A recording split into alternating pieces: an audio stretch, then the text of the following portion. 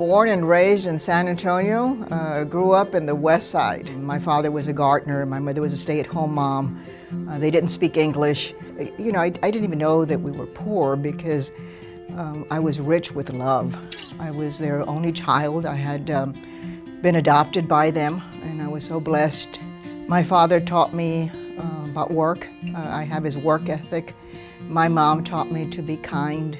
Education was not spoken at our dinner table. Like I said, my parents were non-English speaking. Neither one of them had any type of education. I didn't go to college until I was an adult, until my husband and I were married.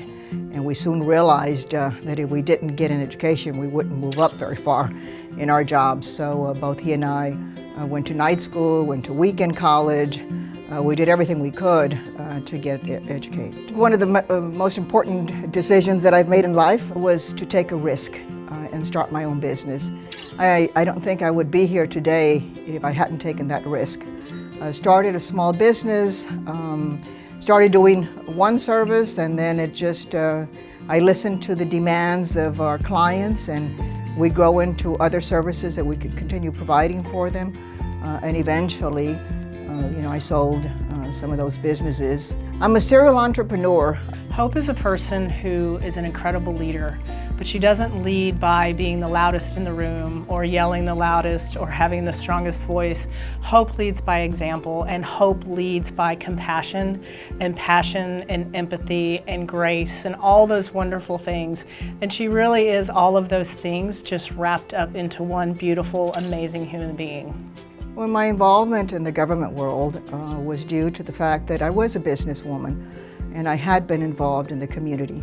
My first appointment, a major state appointment, of course, was for the Texas Department of Transportation. So I became the first Latina on that TxDOT commission and stayed there for 4.5 years. When my term was up, then the governor asked me that with my business experience, with my transportation experience, if I would serve as Secretary of State.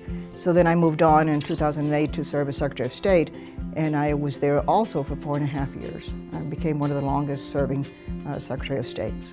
You know, we may not agree at times, but as long as we respect each other, we can accomplish what we set out to do. I recall, at TxDOT, and we had a very difficult project with the local government.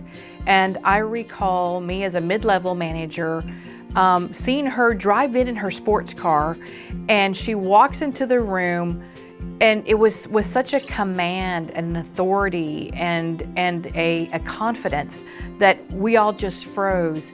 In 15 minutes, she took command of the meeting, and we had a plan for the project. And I remember thinking to myself, that's how it's done. Just a lesson and such a mentor that she's been to me all these years ever since. She's always held incredible roles, and she, I think, has elevated every role and opportunity that she's come into to set the bar a little bit higher for the next person that follows her.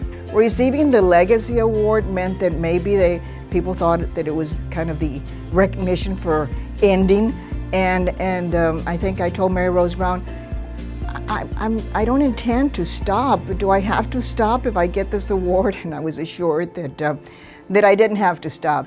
I'm honored to be receiving this award, and I feel that I should also be thanking the Chamber and everyone on the nominating committee that selected me, because I'm so grateful for everything I've been able to have the opportunity to do for this great community of ours.